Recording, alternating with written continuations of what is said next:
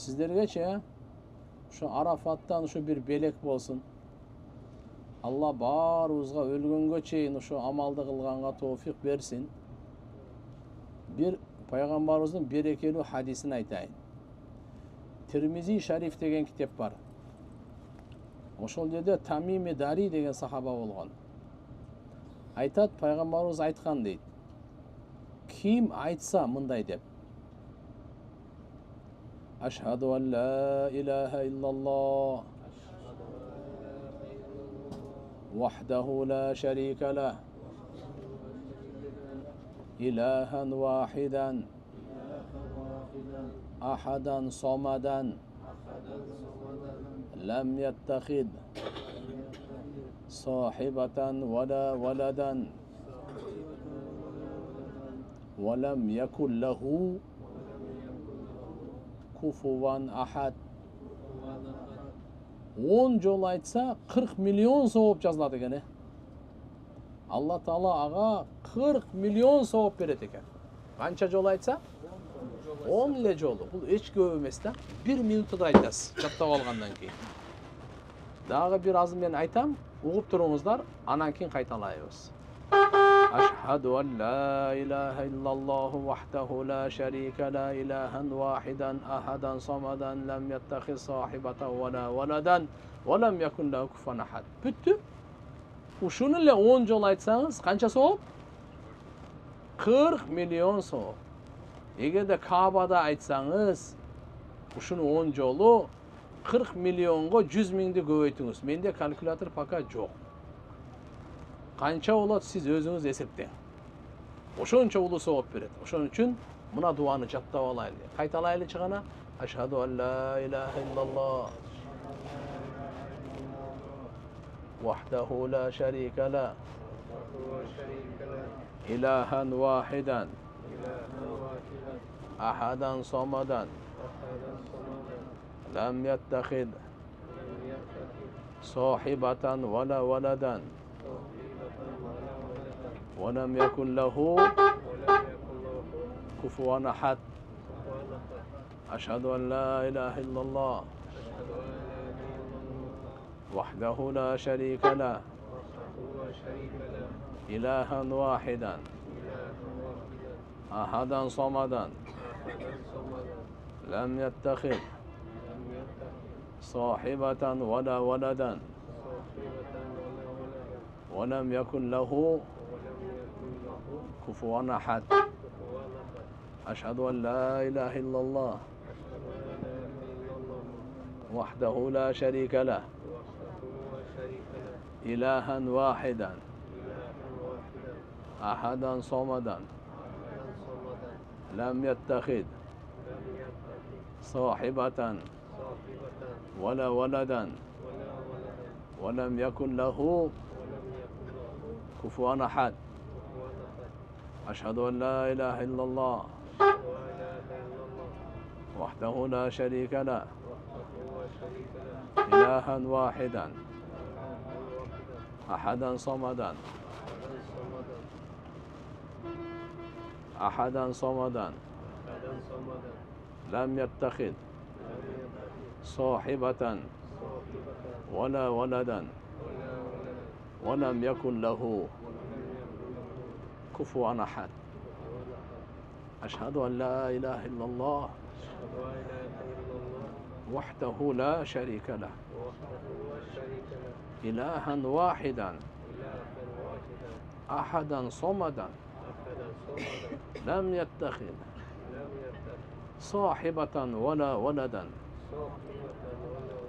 ولم يكن له كفوا أحد أشهد أن لا إله إلا الله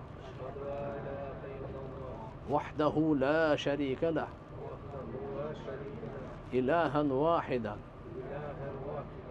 أحدا صمدا لم يتخذ صاحبة ولا ولدا ولم يكن له كفوا أحد أشهد أن لا إله إلا الله وحده لا شريك له إلها واحدا أحدا صمدا لم يتخذ صاحبة ولا ولدا ولم يكن له كفوا أحد أشهد أن لا إله إلا الله وحده لا شريك له إلها واحدا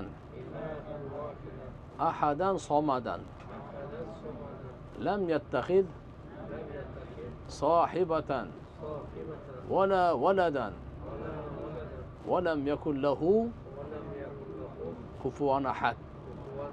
Maşallah, mübarek olsun, Allah kabul kılsın. Bana gayret kıldınızlar, 10 jolu aytıp koydunuzlar. 40 milyon soğup şotta yes. Kança? 40 milyon soğup. Hiç kim bunu urday albay. Hiç kanday qarolçılıktın gereği yok. Бұл жоқ болбойт. Бұл жоқ болбойт. Бұл түбөлүктү калат. Ушудан үмүт кылса болот. Kur'an'da Allah subhanahu wa ta'ala aytат, бұл dünyanın жашоосунун кооздугу неде? Бұл dünyanın жашоосу жөн эле бул кооздугу экен да. Мал, мүлк, бала чака бұл dünyanın жашоосунун кооздугу. Мынандай деп Allah Taala айтат. Мал дүние барыбыздагы бар. Бала чака. Al-mal wal-banun zinatul hayatid dunya. Бұл дүниенің жашоосунун зинаты, кооздугу. Al-mal, мал мүлктү көрүп адам ушу кооздуктан рахаттанат экен.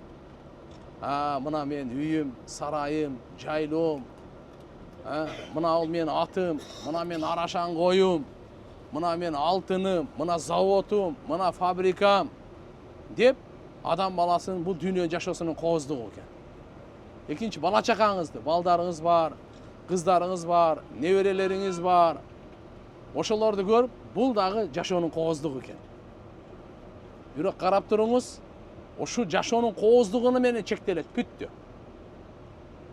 Wal baqiyatu salihat khayrun inda rabbika thawaba wa khayrun amala.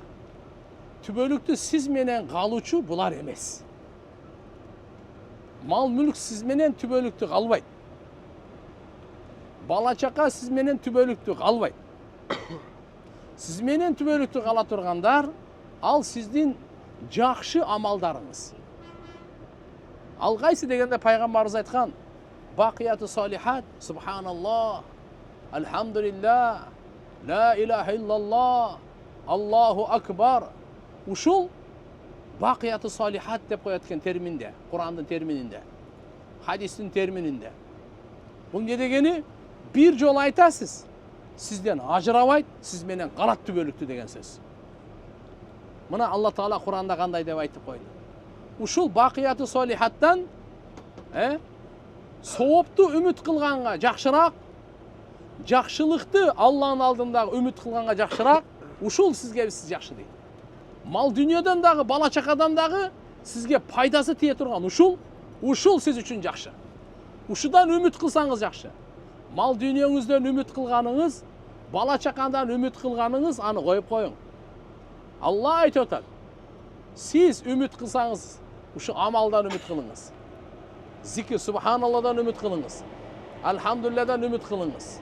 Аллаху акбардан үмүт кылыңыз. Ла илаха иллаллахдан үмүт кылыңыз. Үмүт кыла турган нерселер ушу экен туугандар. Себеп ушул бизден эч ажырабайт экен. Биздин денебизден жаны ажыраганда бардык мал мүлк берилген аманат ажырайт. Бардык бала чака берилген аманат ажырайт. Балдар дагы Алланын аманаты. Кыздар дагы Алланын аманаты. Мал мүлк дагы Алланын аманаты. Жада калса биздин өзүбүздүн жаныбыз дагы Алланын аманаты. Ушунун бардыгы ажырайт. Бирок субханаллах бизден ажырабайт. Алхамдулиллах бизден ажырабайт. Аллаху акбар бизден ажырабайт. Ла илаха иллаллах ажырабайт. Алладан үмүт кылабыз. Бирок кайсы нерсеңизге үмүт кыласыз? Ушу субханаллахдан үмүт кылын. Alhamdulillah'dan ümit kılın. Allah Akbar'dan ümit kılın. La ilahe illallah'dan ümit kılın. Sadakanızdan ümit kılınız. Duanızdan ümit kılınız. Kur'an'ınızdan ümit kılınız. İliminizden ümit kılınız. Takvalığınızdan ümit kılınız. Şükürünüzden ümit kılınız. Bir söz men aytkanda amalınızdan ümit kılınız. İman uşunday dövlet. Uşunday Allah Taala'nın bergen ulu nimetı. Bunu sizden hiç kim tartıp ala albaydı. Bunu hiç kim urday albaydı. Hiç kim sizden alda ala albaydı. Mal mülktü al koyuşu mümkün. Biylikti al koyuşu mümkün. Baylığınızda al koyuşu mümkün. Jogotu verişiniz mümkün. Biylikti dele. Mansaptı dele. Baylıktı dele. Kolunuzdan aldırı verişiniz mümkün. Daje den soğlukta dele aldırı verişiniz mümkün. Den soğlukta dele getet. Ömür dele getet. Kanday dediniz? Bura iman sizden getpeydi. İman sizden ajırabay. İmanды hiç kim ala albay. Hiç kim tartıp ala albay. Hiç kim bunu жоқ kıla albay. Jaratkan Allah subhanahu wa ta'ala bergen iman. Oşo imanды kuvvattay turgan subhanallah. Alhamdulillah. La ilahe illallah. Allahu akbar. Бұл ең улуу сөздөр.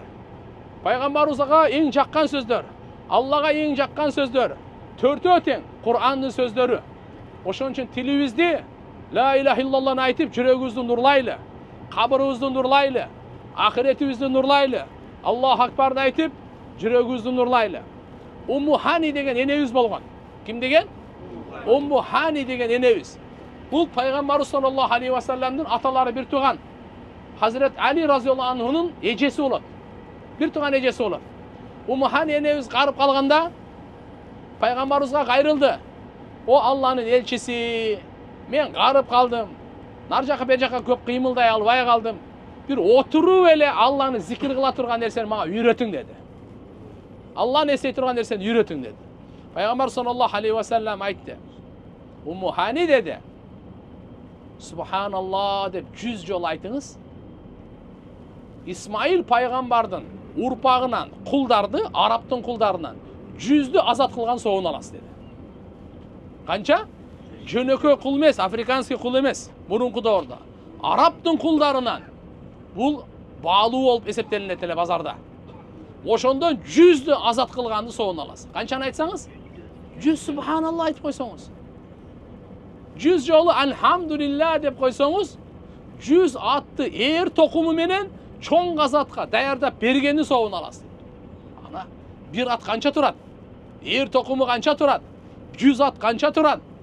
Oşonu siz alhamdulillah 100 aytsanız 100 attı eğer tokumu menen dayardap çoğun gazatqa bergen soğun alasın.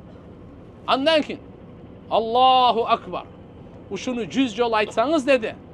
100 tönü Allah'ın yolunda kurbanlık çalgandın soğuğunu alas dedi. Kança tönün? 100 tönü. Allah Akbar'ı 100 jol aytıp koysanız. Anan keyin La ilahe illallah'ını 100 jol aytsanız bu jer menen asmandın ortasında meykinlik bar go, boşluk bar go, nur menen tolturat dedi. Mına oşun üçün bu uşunda kasiyеттүү. Peygamberimiz Muhammed aleyhissalam Miraç'a Allah Taala'm çıkarganda, Miraç'a barıp kaytıp kelatganda 7-ci asmanda İbrahim peygamberga jolugan. 6-cı asmanda Musa peygamberga jolugan. Kançanчы asmanda? 7-ci asman en büyük jogorku asmanda İbrahim peygamber var eken. Al jerde periştelerden kıblası var eken. Atı Baytul Ma'mur. Atı kандай eken? Baytul Ma'mur. Kur'anda Vel Baytul Ma'mur dep abat kılıngan, jandangan uyga ant dep Allah Taala kasam içken. Mına biz Kabaga geldik o. Uşunun tup-tuşunda 7-ci asmanda periştelerin Kabası var. Oşonun atı Baytul Ma'mur. Mınanın atı Baytullah. Bunun atı kaytı ne? Baytullah. Tigin atı ne eken?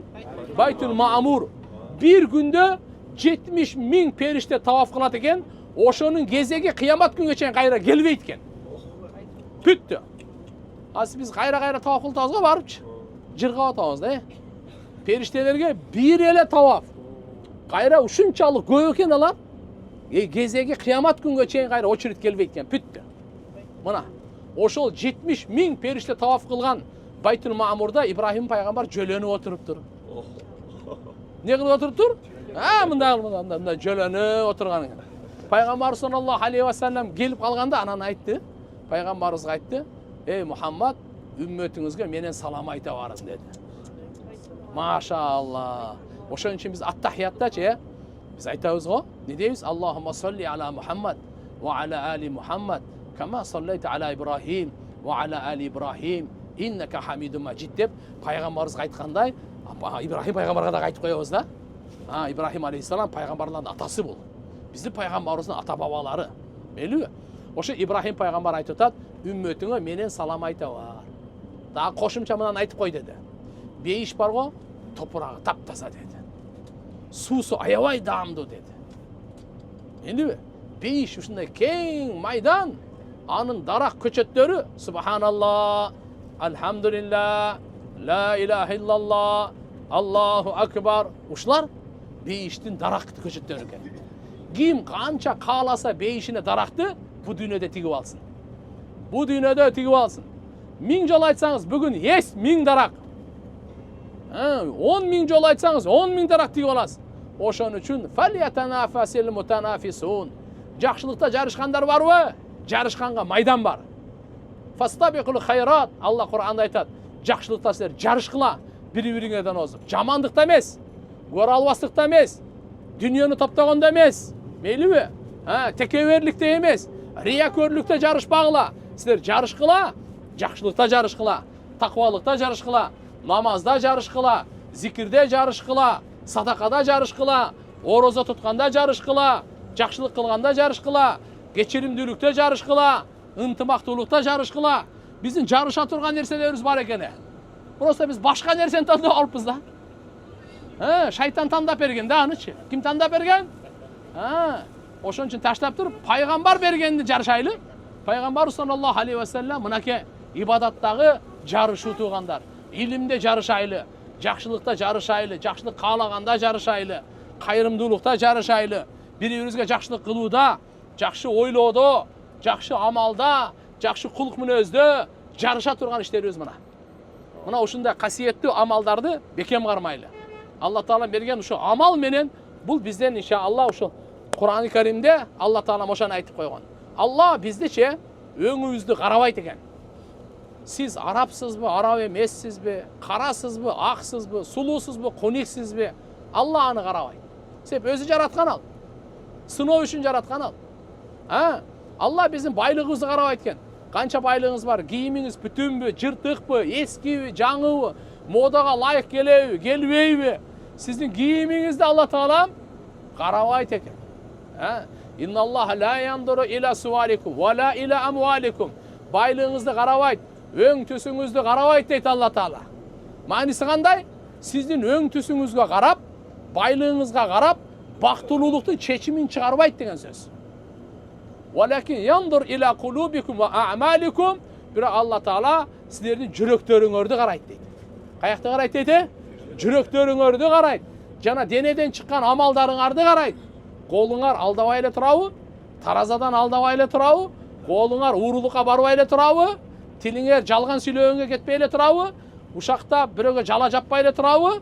Жүрөгүңөр текеберленбей эле турабы? Жүрөгүңөрдө көрө албастык жокпу? Эки жүздүүлүк жокпу? Алла Таала карай турган жери жүрөк экен. Адамдын жүрөгүнө назар салат экен. Адамдын амалына назар салат экен. Ошон үчүн жүрөктөрдү оңдойлу, денеден чыккан амалдарды оңдойлу. Көздөн чыккан амал, кулактан чыккан амал, алкындан чыккан амал, тилден чыккан амал, мээден чыккан амал, колдон чыккан амал, путубуздан чыккан амал. Даже караңыз, путту билесизби кандай? Биздин басканыбыз жөнөкөй эмес. Ким мечитке карай көздөп жөнөсөчү, сүйлөбөй эле, зикир кылбай эле, жөн эле мечитке карай кеттик. Ар бир кадамга бир сооп жазылат, бир күнөө кечирилет, бир даража көтөрүлөт. Жума күнү, эрте эмес бир, бүгүн 4-күн болуп калдыбы? Аллаху акбар. Мына жума керемет келет. Жума күнү пайгамбарыбыз айткан, ким гусул кылса, жакшылап жуунса, эртелек туруп мечитке жөнөсө, мечитке барып эч ким менен урушпаса, имамга жакын отурса, бекер сөз менен алек болбосо, ошонун ар бир кадамына 1 жыл орозо тутту деген сооп жазылат дейт. плюс қылып қояйын дағы. Қошымша да айтайын. Bir қадамға 1 жыл ораза тұтты, 1 жыл бойы түні бойы ибадат тахаджуд оқып шықты деген. Ошоның әрбір қадамға жазылады кене. Бұл сіз Баткенде, Ошто, Жаллабатта, Нарында, Гөлдө, Чүйдө, Таласта, ошондо 1 жыл ораза. Меккеде білесіз бе? 100 000. 100 000. Бұл жақтан не екені? Әрбірі 100 000-ден кетеді да. Ошо 1 жыл оразаны сіз көбейтесіз 100 000-ге. Шуға анан bir қадамға берілген ушул. Bir қадамға. Әрбір қадамға. Демек біздің қадамымыз жақшылыққа қадам таштасын.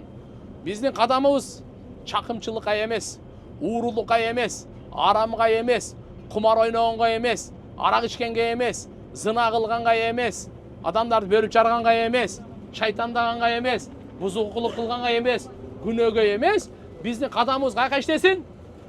Жақшылыққа таштасын. Мынаке, мечітке қадам таштасаңыз, субханалла, адал ырысқы іздеп, аял бала чақамды адал ырысқы менен қамсыздайым деп қадам таштасаңыз, әрбір қадамыңызға сауап беріледі.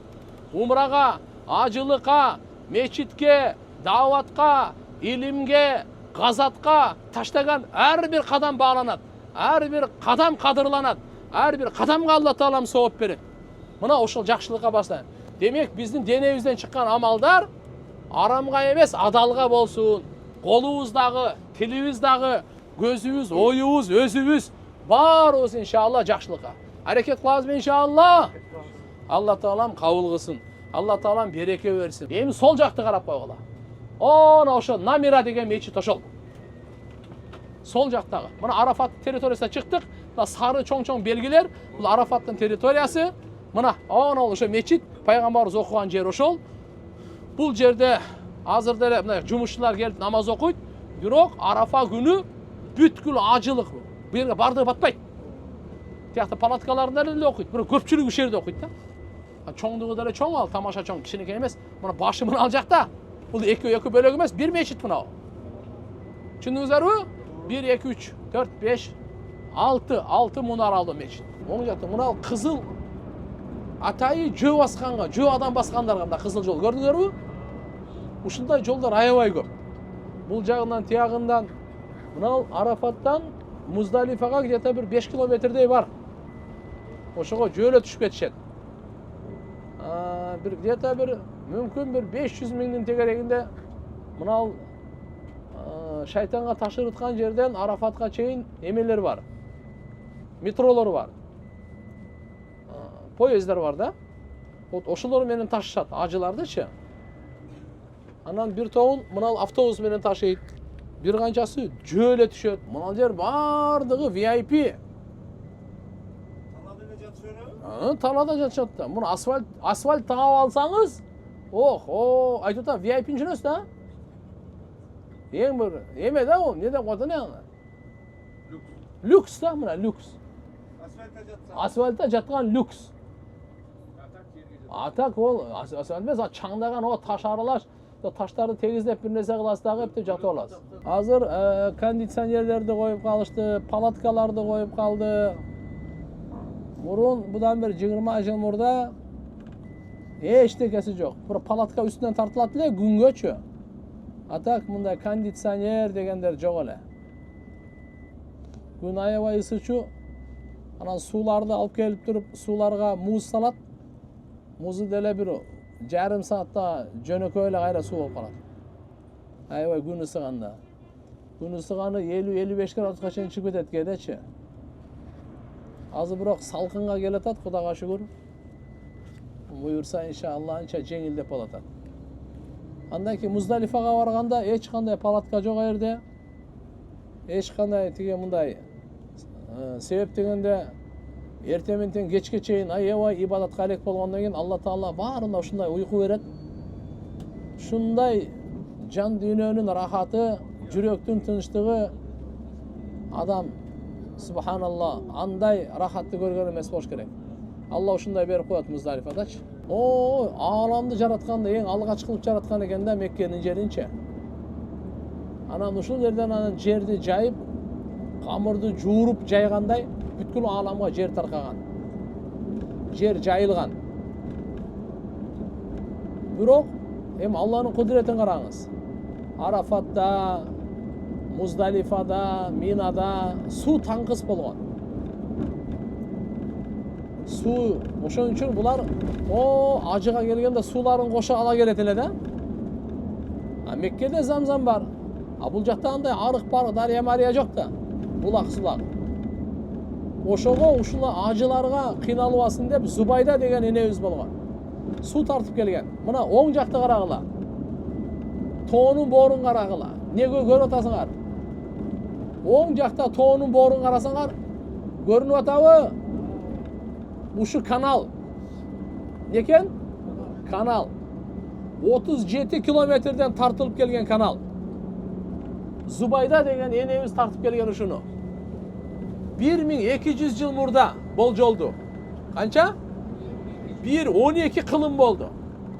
Ошо энебиз аябай олия болгон экен.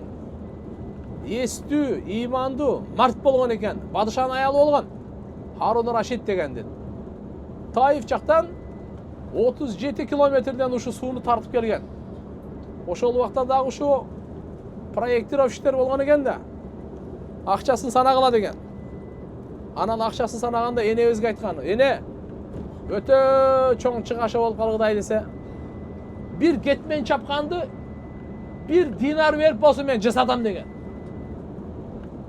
Канча акча кетирди айтайбы?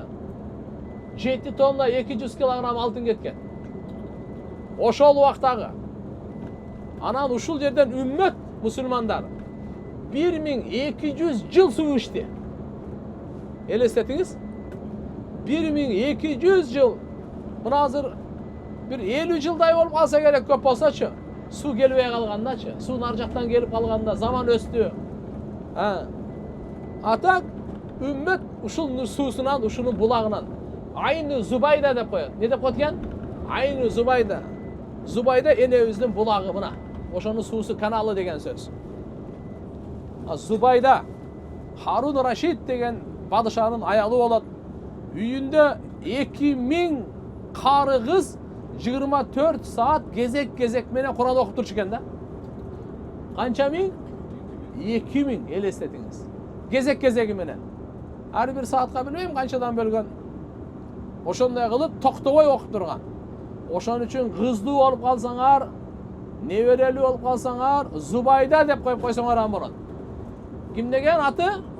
Зубайда деген ушундай кыйын эне болгон. Ислам тарыхта орду бар, тарыхы бар, ушундай энебиз болгон. Мына Муздалифага келип калдык, туугандар. Мына өрөөндүн аты алдыңыздагы Муздалифа. Мына алдыңыздагы оң жактагы мечитти көрдүңүздөрбү? Муздалифадагы Маш'арил Харам деген мечит ушул. Кур'анда Алла Таала Маш'арил Харам деп атайт. Пайгамбарыбыз ушул жерде намаз окуган. Оң жакта карап алла, сырас карагыла. Мына ал мечит. Масжидул Маш'арил Харам би Муздалифа. Мына. Ушул Муздалифа ба шайтанга 70 таш терет го? Барсыңарбы? Шайтанга 70 таш терген ушул жерде терет. Тоонун бооруларын караңыз. Бардык ошол жер жатакана. Жатакана десе гостиница издеп жүрбөй эле. Жөн эле мындай сүрүп койгондагы жол жасапчы. Ошол жер. Полный ушул жерде. Бул жерде эч кандай палатка болбойт. Бир түн ушул жерде укташат. Ошол түн Курбан айттын түнү болот. Арафат күн батып кеткенден кийин Курбан айттын түнү башталат. Ушул жерде түн өткөрүшөт. Ушул жерде пайгамбарыбыз Мухаммад алейхиссаламдын өзгөчө дуасы кабыл болгон. Аны да айтып коеюн. Пайгамбарыбыз Арафа күнү Арафат тоосунда Алла Тааладан көптөгөн жакшылыктарды өзүнө үммөтүнө сураган, көптөгөн жамандыктан өзүнө жана үммөтүнө пана тилеген. Ошол дуалардын бири мындай эле: "Я Алла, менин бардык үммөтүмдүн күнөөлөрүн кечир.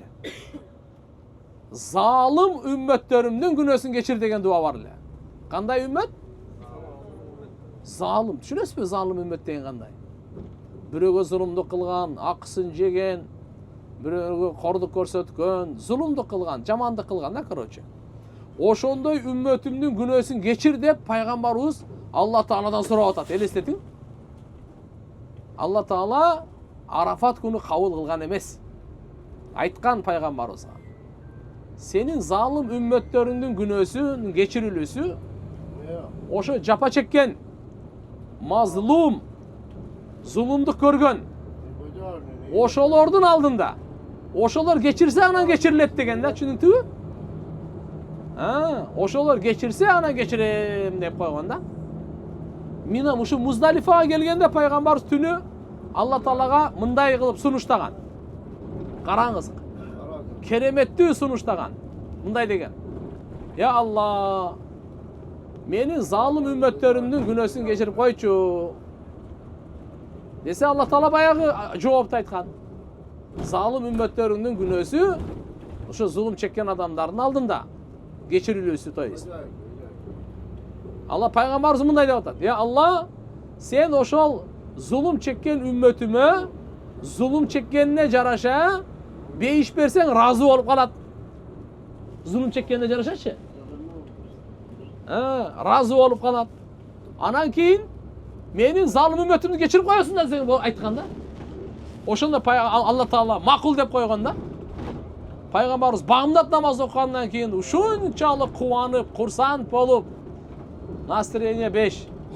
Hazret Abu Bakr Umar razıyallahu anhum aytkan, ya Resulallah, жүзүңүздөн кубаныч кетпесин. Siz бул учурда күлбөйт элеңиз, сүйүнбөйт элеңиз. Эмне себеп деди? Пайгамбарыбыз айтты, шайтанды көрдүм деди. Алла Таала ушинтип залым үммөтүмдүн күнөөсүн кечирем дегенде, шайтанды көрдүм. Өзүнө өлүм тилеп атканын, чачын жулуп атканын, башына топурак таштап атканын көрдүм дейт. Ошону көрүп күлдүм дейт, сүйүндүм дейт. Карачы. Ошол Муздалифанын түнүндө болгон. Качан болгон экен?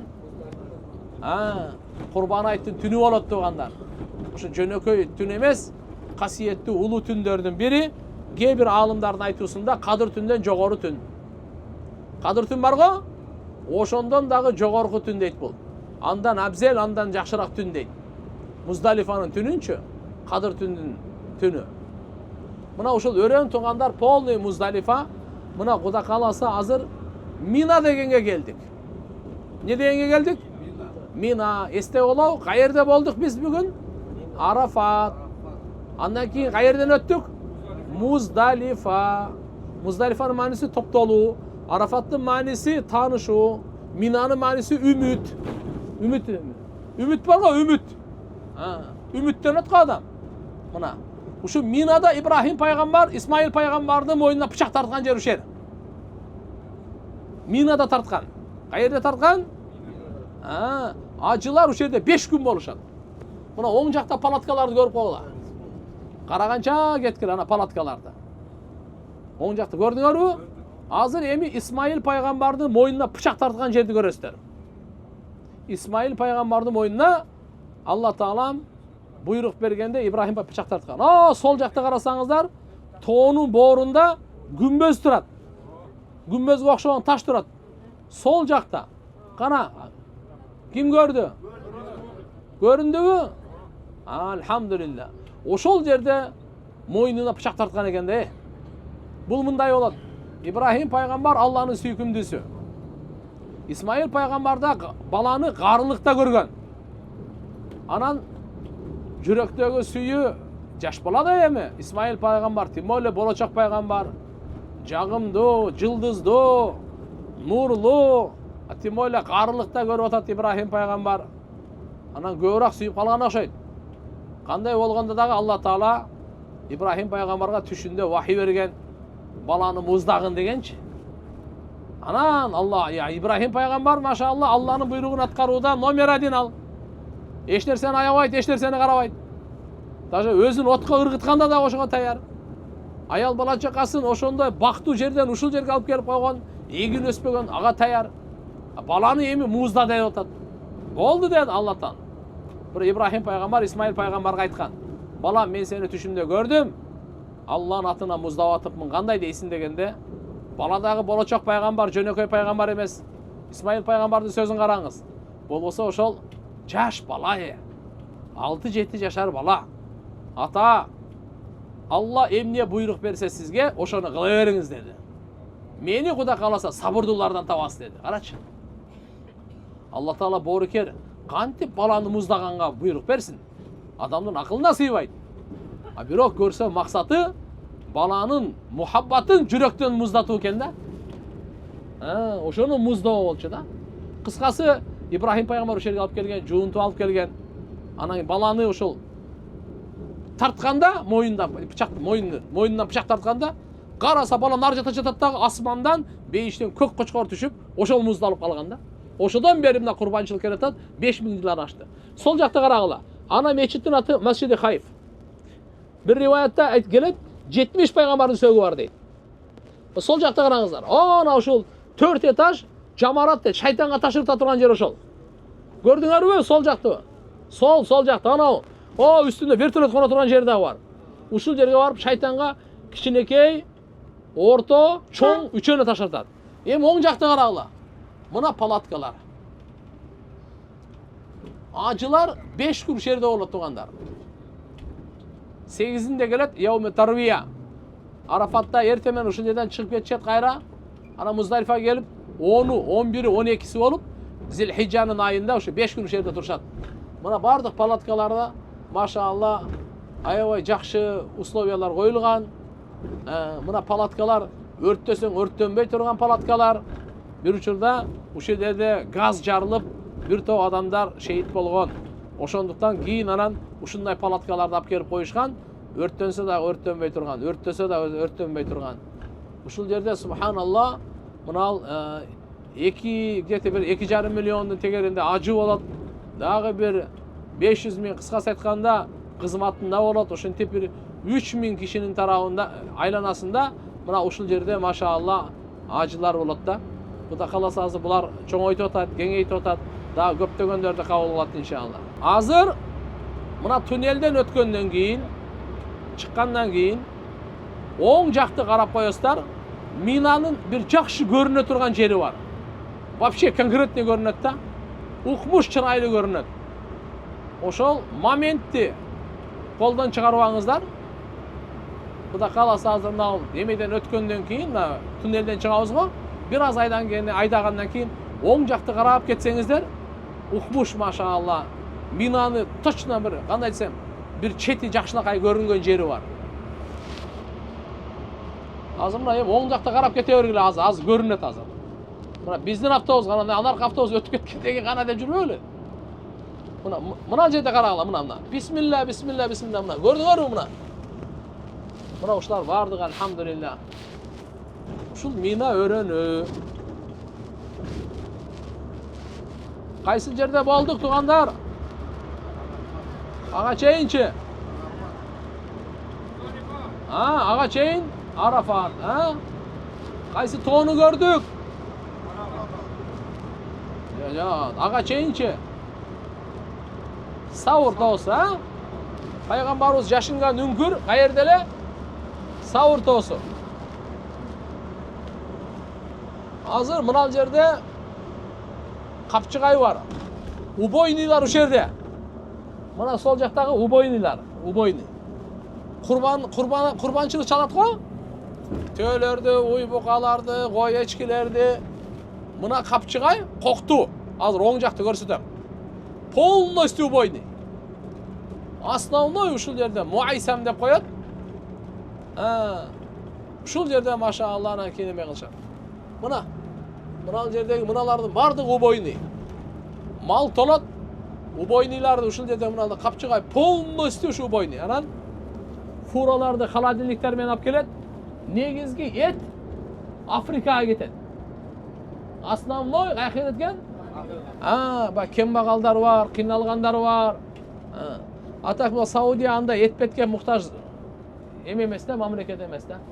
Наоборот, ошолордун бардыгын ошол бечараларга машалла холодильниктерге алып, ошону полностью анан кийин ошака кетет. Эми сол жакты карап койгула. Ана канистраларды көрдүңөрбү, бочкаларды? Суу бар ичинде, бар да суу.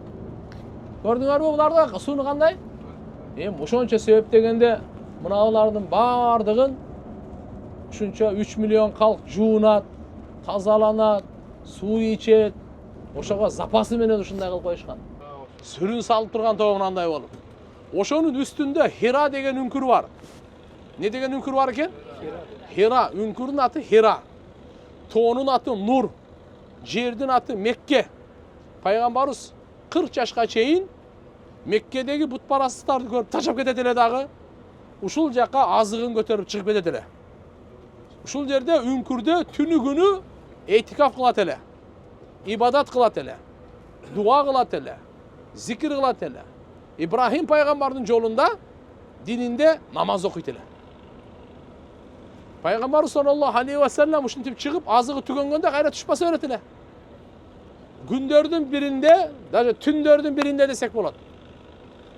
Рамазан айда, Кадыр кечесинде жараткан Алла Таала пайгамбарыбызга Жабраил периштени жиберет дагы, пайгамбарыбыз 40 жашта эле.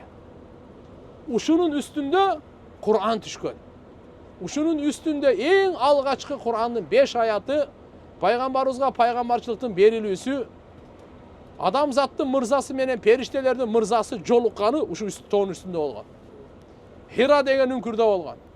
Жабраил периште келип, пайгамбарыбызга пайгамбарчылыкты берип, эң биринчи айткан ушундай болгон. Икра, оку эй Мухаммад деген. Пайгамбарыбыз айткан, мен окуганды билбейм деген. Эмнен окуйм? Мен окуй албайм деген. Дагы оку деген. Окуй албайм деген. Үчүнчү ирет дагы оку деген. Окуй албайм деп. Төртүнчүсүндө ана пайгамбарыбызды Жабраил периште көкүрөгүнө кысат дагы, кучактап туруп, өзүнө тартып туруп, анан кой берет. Ар биринде тойсун. Ар биринде оку деп. Төртүнчүсүндө анан кийин пайгамбарыбыз окуп кетет. Ошондо Икра бисми роббикаллади халак. Халакал инсана мин алак. Икра ва роббукал акрам. Аллади аллама бил калам. Алламал инсана ма лам я'лам деген 5 аят ушул жерден чөт тургандар. Пайгамбар саллаллаху алейхи ва саллям пайгамбарчылык берилгенде, жоопкерчилик берилгенде, бүткүл адамзаттын жоопкерчилиги берилгенде, ушул жерден пайгамбарыбыз аябай чыйрыгып, өзүнүн жанынан коркуп, үйүнө түшүп барат. Ушу тоонун үстүнөн мындай караса, ошол мезгилде Кааба ушундай көрүнүп турат экен да. Азыр эми үйлөр курулуп кетти да. Каабанын үстүнө карап, ошол Каабаны карап, кыбланы карап сыйынат эле пайгамбарыбыз. Ибадат кылат эле. Анан пайгамбарыбыз үйүнө барат. Хадиче энебиз болот. Хадиче энебизге айтат: "Заммилуни, заммилуни. Мени көрпөгө ороп койчу, көрпөгө орочу. Чыйрыгып атам, коркуп атам. Ва хашиту ала нафси. Мен жаным чыгып кетеби деп коркуп атам" деди. Bir rivayette келет, жүрөгү соккон абалда келди. Bir rivayette келет, эки күрө тамыры ушундай катуу соккон учурунда анан кийин келген. Пайгамбар саллаллаху алейхи ва саллям келип туруп анан ошондой айтканда, бардыгын не болду деп Хадиче энебиз сураганда, ушундай болду, бардыгын айтып берет. Ошондо коркуп атам дегенде Хадиче энебиздин сөзүн караңыз. Калла. Жок, сиз коркпоңуз. Ла юхзикаллаху абада. Алла сизди эч качан шерменде кылбайт. Вала юхзинакаллаху абада. Алла сизди эч качан кыжалат кылбайт. Эмне үчүн? Сиз туганчылык мамилени бекем кармайсыз. Мейман доссуз. Колунан келбегенге кесип таап бересиз. Анан мүмкүнчүлүгү чектелген, колу бут менен эч нерсе кыла албагандарга жоопкерчилигин көтөрүп алгансыз. Андан кийин 5-чиси акыйкат жолдо кимдин башына кайгы түшсө, ошого сиз жардам бересиз. Ушундай адамды Алла кантип кыжалат кылсын, кантип шерменде кылсын, сиз кыжалат болбоң дейт.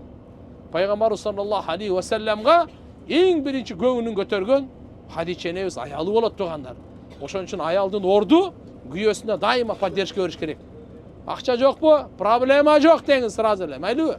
Билбейм, любой жактан таап кел, мен алтын шакек алып бер деп кыйнабай. Жок. Аял заттын эң биринчи милдети ушу күйөөсүнө колдоо көрсөтүп, чогуу динде иншалла бу дүйнө эчтеке эмес, сабыр кылабыз, ал дагы болот, бул дагы өтүп кетет деген машалла көңүл көтөрүү маселеси. Хадиче энебиз пайгамбарыбыздын көңүлүн көтөрүп атат. Ким көтөрө алат пайгамбардын көңүлүн? Элестетиңиз. Пайгамбар бүт адамдын көңүлүн көтөрөт. Хадиче энебиз пайгамбарыбыздын көңүлүн көтөрүп атат. Кандай улуу аял, кандай дегене. Аллаху акбар. Ушинтип мынал жерде тургандар мына сыймыктана турган тоо, тоолордун падышасы, сүрүн салган тоо, Жабраил периште да ошол жерде жүргөн, пайгамбарыбыз Мухаммад алейхиссалам ошол жерде болгон, экөө жолуккан, Кур'андын аяты түшкөн тоо. Бир убакыт болот, Кудай кааласа, жаштар ушул жерге спокойно чыксаңар болот. Түндөсү дагы, күндүзү дагы азыр светтерди коюп койгон. Бир учуруп алгандачы, макулбу? Азыр тааныштык, азыр көрдүк, эми акырын кете беребиз.